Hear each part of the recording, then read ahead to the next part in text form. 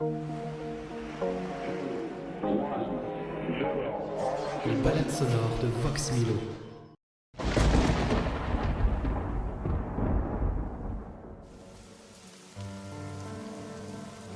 J'aurais dû savoir. Quand Joseph a frappé à ma porte cette nuit-là, j'aurais dû savoir que la mort le suivait comme une ombre. Joseph ? Mais qu'est-ce que tu fais là ? Tu es trempé, entre vite ! Henriette, écoute-moi. Mon Dieu, mais qu'est-ce qui t'arrive ? Tu as vu le diable ? Pire, j'ai vu les Branchéri, ils m'ont forcé, je devais les aider. T'aider à quoi ? Joseph, tu me fais peur. Tu dois rien dire, t'as rien vu, rien entendu. Si tu parles, ils nous tueront, tous les deux. C'est Manger, l'assureur. Il a disparu. Disparu. Ils l'ont fait taire, Henriette, pour de bon. Et je les ai aidés, je suis allé chercher la brouette et...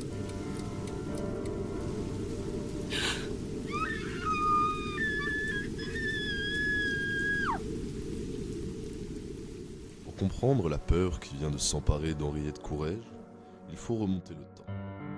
Quelques heures plus tôt, le 6 février 1907, dans un lieu qu'elle connaît trop bien, le café-hôtel de la gare, à Langon. Le proprio est repassé. Si on ne paie pas le loyer avant la fin du mois, on est dehors. Dehors, Lucia. Il nous faudrait un miracle. Ou un pigeon. Ce jour-là, un homme d'habitude entre dans l'auberge. Théodore Monger, assureur à la Réole. Un homme de chiffres, de confiance. Bonjour Madame Branchéri, un café s'il vous plaît. Je pars en tournée, pourriez-vous me préparer le petit salon pour 15h30 ? J'y recevrai mes clients. À 15h30, comme convenu, il est de retour. Seul dans le petit salon, il sort le fruit de ses encaissements. Une fortune. Il se met à sortir les affaires qu'il a faites. Il sort de l'argent, il sort 2500 francs. Lucia Branchéri, qui était à côté, ouvre discrètement une petite fenêtre et elle regarde. Elle voit que Théodore Monger est en train de mettre une liasse de billets sur la table. Alors là, immédiatement, elle se précipite en bas, dans le jardin, où se trouvent son mari Eugène et son acolyte, Henri Parot. Et elle dit... C'est maintenant qu'il faut se le faire. La décision est prise. L'instrument est choisi. Eugène dit à Henri Parot, va chercher le manteau.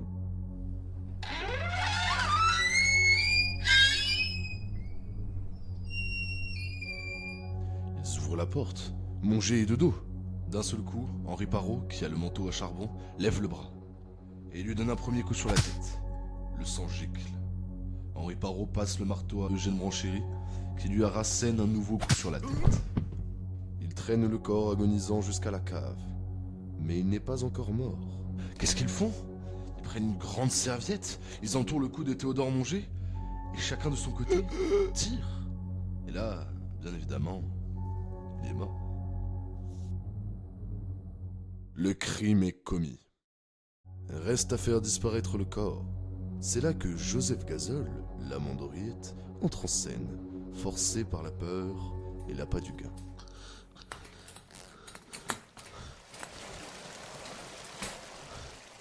Ils vont aller transporter le corps au rocher.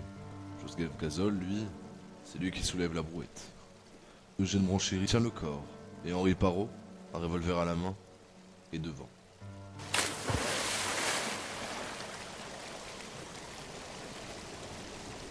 Le corps a disparu. La vie à l'auberge reprend son cours comme si de rien n'était. Mais à la Réole, une femme s'inquiète. Il devait rentrer hier soir, monsieur le gendarme. Théodore n'a jamais un seul retard. Il est allé à Langon, à l'hôtel de la gare. L'enquête commence. Les soupçons convergent vite vers l'auberge et sa funeste réputation. Mais sans corps, pas de crime. Un mois plus tard, la Garonne commence à parler. Début mars, ils font des recherches dans la Garonne, et c'est le scaphandrier Dubanier qui va faire la première découverte, c'est-à-dire les morceaux de la bicyclette.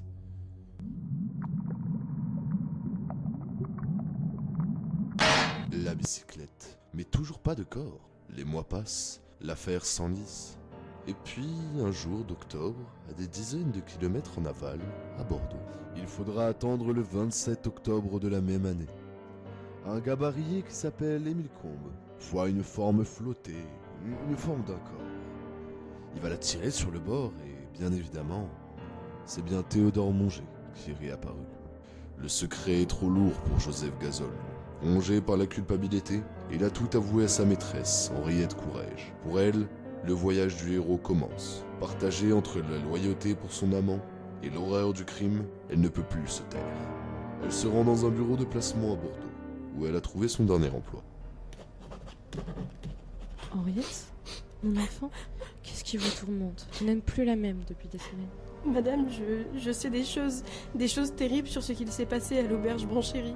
Poussée par Madame Larieux, Henriette se décide à parler à la justice. C'est son témoignage qui va tout faire basculer. C'est cette révélation-là qui a effectivement confirmé ensuite les accusations qui ont été portées de meurtre sur Branchéry et sur Parot.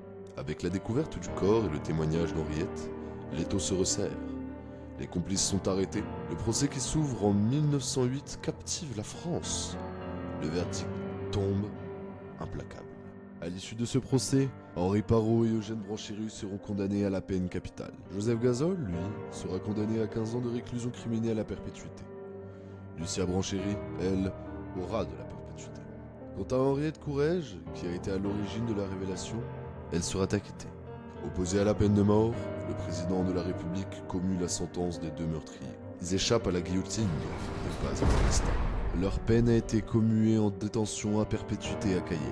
Là-bas, loin de la Garonne, Joseph Gazol s'éteindra rapidement. Henri Parot et Eugène Branchéry seront consumés par l'enfer vert de la Guyane. Lucia, elle, finira ses jours en prison. Henriette Courrèges, acquittée mais à jamais marquée, disparaîtra dans l'anonymat. Aujourd'hui, à Langon, près de la gare, le bâtiment de l'auberge est toujours là. Une façade ordinaire, un témoin silencieux d'une cupidité qui, un jour d'hiver 1907, a transformé une simple auberge en théâtre de la mort.